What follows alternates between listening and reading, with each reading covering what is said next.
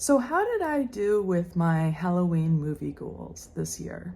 I know that I had listed a bunch of films that I was wanting to talk about and view for Halloween.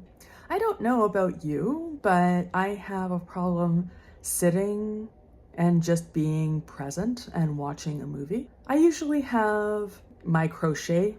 I'm usually working on it, or maybe I'm doing another task, or maybe I am researching something else and that's more of a background situation for me. I don't know if you feel the same. The only difference that I see is if I view a movie in the theater. And I don't know if it's because it's such a big screen that I'm viewing it on, and I don't know if it's because the lights are so low and therefore I'm not able to get distracted so easily. I don't know if it's how loud the movie is. Let me know if anybody else has to wear ear protection at the theater. I always have earplugs or noise canceling earphones or whatever because it's just too loud for me. I don't know if the reason I'm focusing so much in the theater is because I know if I don't focus, it's probably to the detriment of the other people in the theater. And I do want to be conscientious about that. I do know what it's like to not be able to financially go and see movies, and it's kind of a bummer if you go to see a movie and there's people doing different things. So I try not to in that case. All that being said, I managed to watch most of my goal. There's a couple movies that I did in addition. I didn't watch all of the listing, although I never thought that I would actually be able to watch everything that I had listed before. My inspiration for doing horror movie reviews comes down to two YouTube creators that I very much enjoyed. They are Possessed by Horror and Spooky Astronauts. And both of these women, I feel, really accept every type of horror fan. They don't seem to gatekeep the horror genre, saying that you have to watch certain movies and you have to be fans of certain movies in order to qualify. I enjoy that they're fellow female creators. I enjoy a lot of their perspectives, and I want to thank them. None of the films that I talk about today are going to be rated in terms of how I have seen films get rated on this platform. Mostly because I'm very inconsistent. I might say to you that a film is 5 stars, and a completely different film that is very different technically is also 5 stars. So I don't know if that really tells you anything.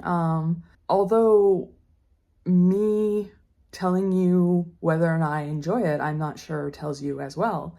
But at least if I say that I enjoyed it, that probably is not going to be inconsistent. Because if I enjoy it, I enjoy it. Versus if one day I give a film, maybe I didn't like it at all, maybe I gave it 1 star, and then a couple days later, maybe I'd give it 3 stars. Maybe it doesn't seem so bad. I don't know. You can let me know if the rating systems that you have seen make sense. The first movie I'm going to talk about is Found Footage 3D. Now, this movie I liked fine. It was fine.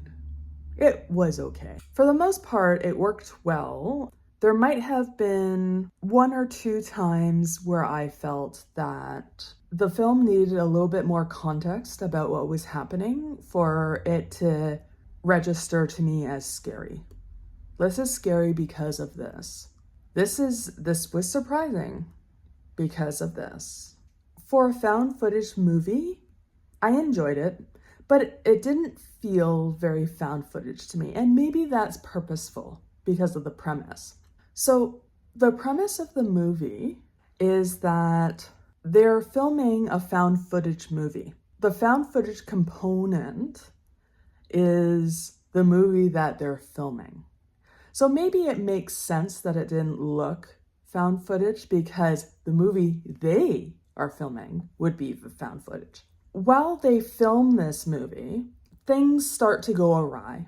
Things start to go wrong and chaos ensues. That's really the best way that I can put that.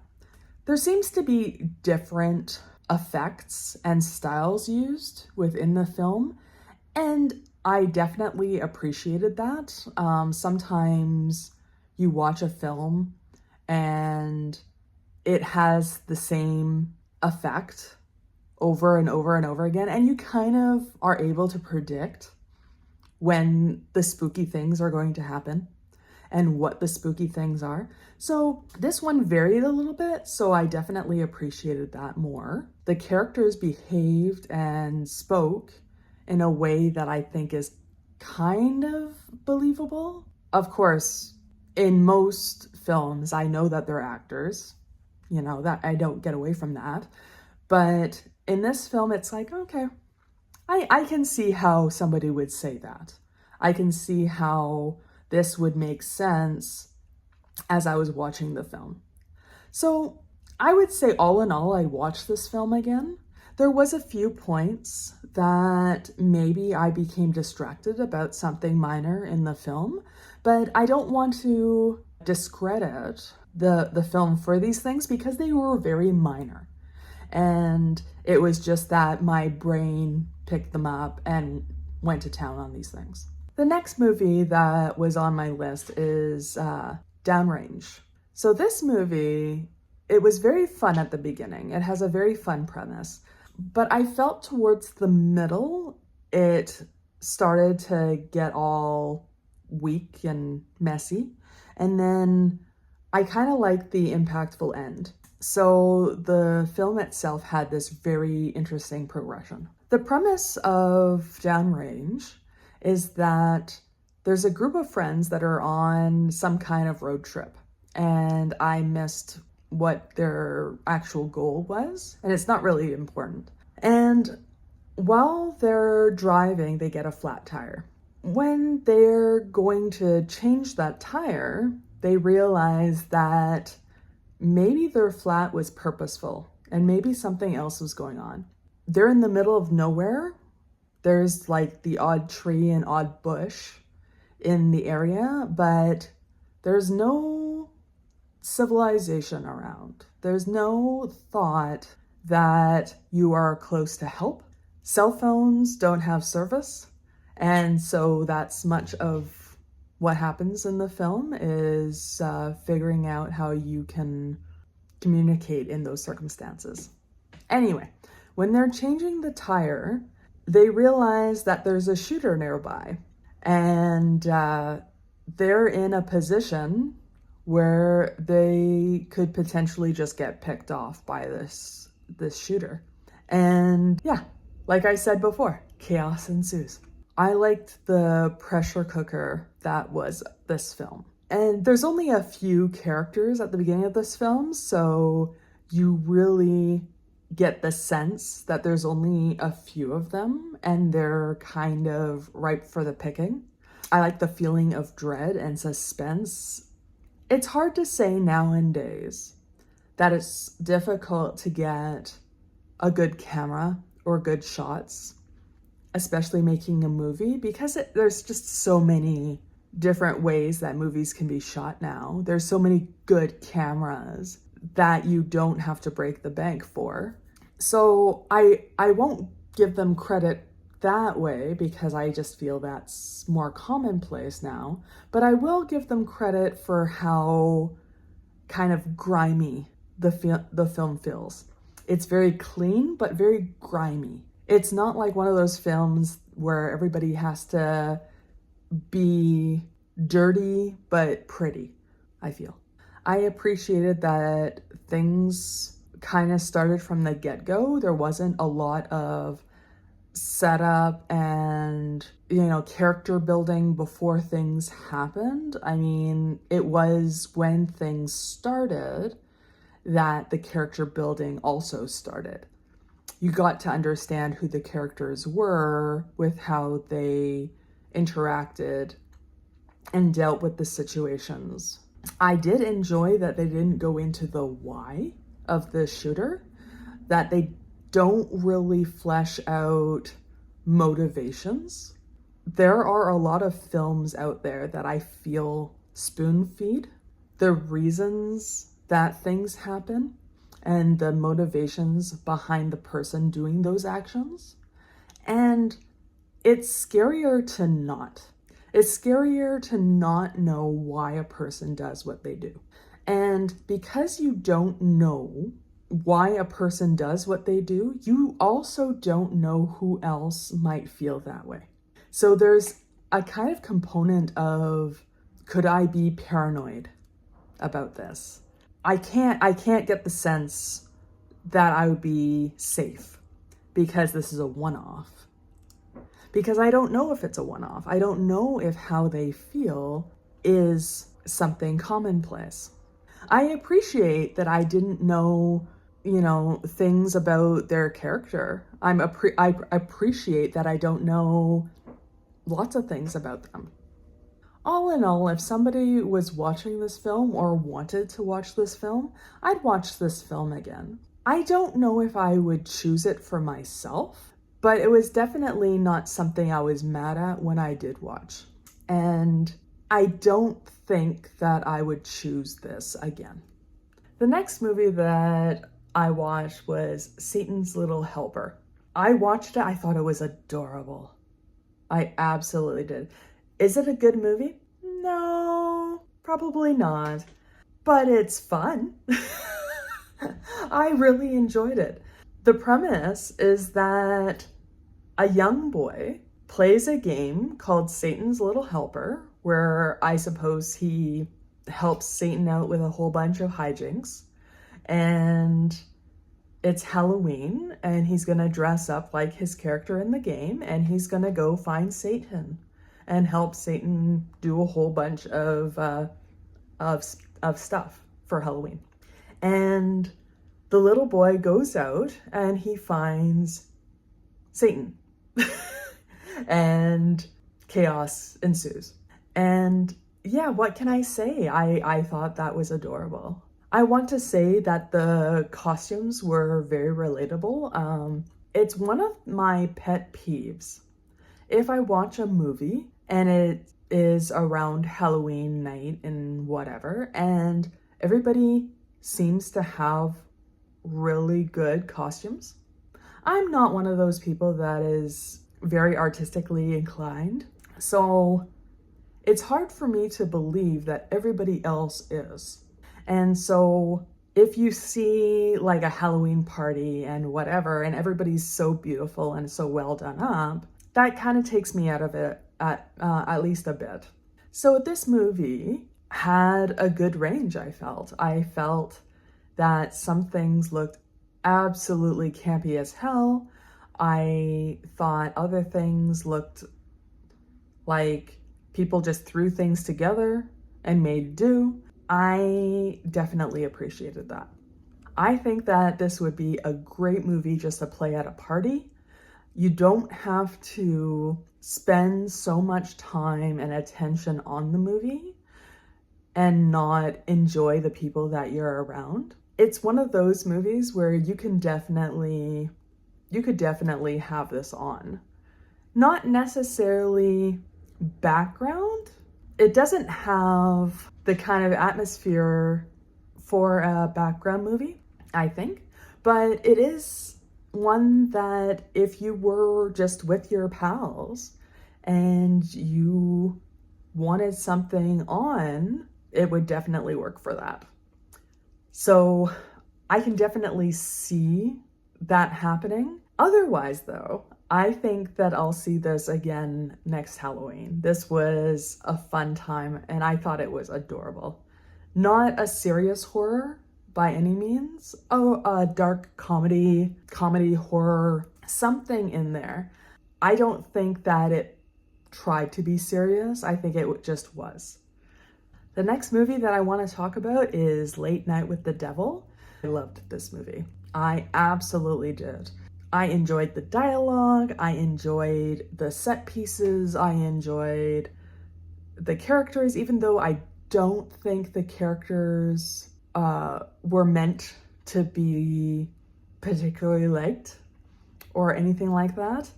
I think that, yeah, there was just a lot of components that they did really well. It's not a perfect movie by any means, but it is one that I definitely enjoyed and I recommend. This film is about a late night talk show in the 70s. And the talk show host is kind of competing with Johnny Carson. And if you know anything about that time, Johnny Carson was unstoppable. He had amazing ratings, and to say that you're trying to compete with that is kind of something. Anyway, this was a live TV Halloween program that he was doing, and it starts getting spookier and spookier, and he has different people that he invites on, including a possessed girl. I'll leave you to consider where that goes. But yes, chaos ensues. Like I said, I really enjoyed this movie. I don't think that it's too intense for a person new to horror. I don't think that it's too intense for a person that needs a lighter horror. I don't think it's too intense, especially if it's people that have a frame of reference of that time, of late night shows in the 70s. I just think that in itself, and the characters that you would encounter and whatever, I think they do a good enough job with that I'm sure it would be enjoyable for someone to just contrast what they remember with what goes on in the film. I think that it would be like that.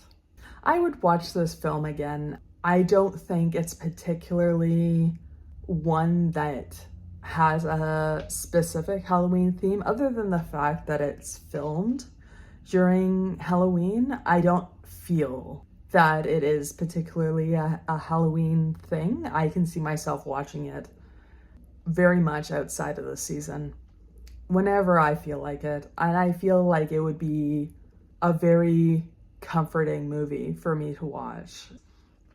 But I will watch this again, and I do recommend it. Next, we're going over to Tubi, and we're going to be talking about the film Candy Corn. This film is kind of your typical Halloween kind of revenge flick. This film is about a carnival worker that, for some reason, a group of kids has decided that they're going to pull a prank or haze or whatever the term is on Halloween.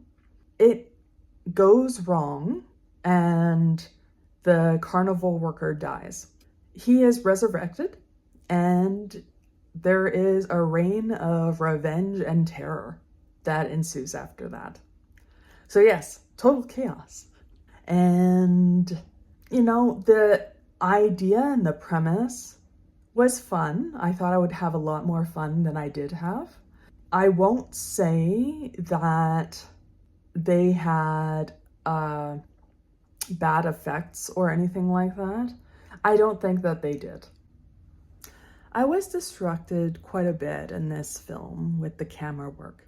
When the camera seemed to be on a tripod or something, you got the frames that you would expect in this film. But it seemed that the person that was holding the camera was quite dizzy. Maybe they had restless leg or something like that. It just seemed like there was a lot of weaving in the frame. As soon as I realized it, It was very distracting. I had to rewatch a few scenes a couple times to understand what was happening or what action just happened or whatever. And I don't think that was just a me thing. I think that there was a high degree of weaving in and out that the camera folks did. So I'm not quite sure about that. I don't know if that was purposeful to make it seem more, I don't know. It's just what my impression was. Let me know if you saw the same thing. I don't think I'll watch this movie again. I think that it was fine. I'm not mad at it, but I don't think that I particularly was satisfied. I wasn't satisfied, okay, yeah, I don't need to like the characters, but I wasn't satisfied with the horror elements. I wasn't satisfied with the spookiness. So I'll kind of leave it there. I'm not mad at it. But, you know, another thing that they didn't do well, in my opinion, is they didn't utilize Tony Todd very well. A couple instances where he did talk, but it wasn't in character. And I'm not saying that he has to be the same character every single time. I just think that there was more that could be done with him. And I don't think those things were done. So I think that there was a little bit of letdown that way. But yeah, I'm not against. I wouldn't tell someone not to watch this movie. Let's put it that way. But I won't be watching it again. The last movie I'll be reviewing is Tales of Halloween, also on Tubi. Now this one, I don't know exactly how I feel about it yet. It was an anthology, but instead of just a few different stories, there's 10 different stories that you follow. And this movie is about Halloween night in this town, and different places in this town have these stories. So I didn't get the sense that you were following a specific pattern with the stories, except for that they're all within the same location. They're all in the same town. As with all anthology work for me, there were some hits and there were some misses. And I don't know, like there were parts where I was just like, I don't really understand what's happening. But there were some parts that I really appreciated the camp, or I really appreciated the fun or the gore or whatever was happening. There were other parts where they were just kind of misses. But I liked the acting, but I don't think the acting was very fun. And there were some sections that I really didn't understand. There were some characters that I definitely recognized. For instance, I recognized Lin Shaye when she appeared. I think there were some other characters, but majority, they were characters that I didn't recognize at all. And I kind of appreciated that. The last thing that I want when I'm watching a movie is just to watch a star. I mean, not to say anything bad about people that are really good at their craft that you see in a show. Hopefully you don't see them as the star. You see them as the character. And I find that when a famous actor gets to a certain degree, you don't get that so much. It's apparent that it's them. And that's kind of a shame. So I'm not sure if I would see this movie again. I really don't know how I feel. I have to think about it. But I don't feel it was as fun as it could have been. So I'll have to think about this for a little while and see where it sits with me. And I think that's going to be just in time if I feel like, oh, I want to watch this again or whatever. So as you can see, I didn't do very badly on my goals. Of course, there were movies that I didn't see, but there was never a situation where I thought that I would see everything on my list. And I think I did say that in my video. I'm like, I'm going to pretend that I'm going to see these movies. Yeah, I'm pretty proud of myself. I watched quite a bit here. So let me know what kind of movies you got to see during Halloween. Is there anything that you would recommend? In the meantime, those are all my films. I hope you're having the best time in the situation that you find yourself in, and I'll talk to you later.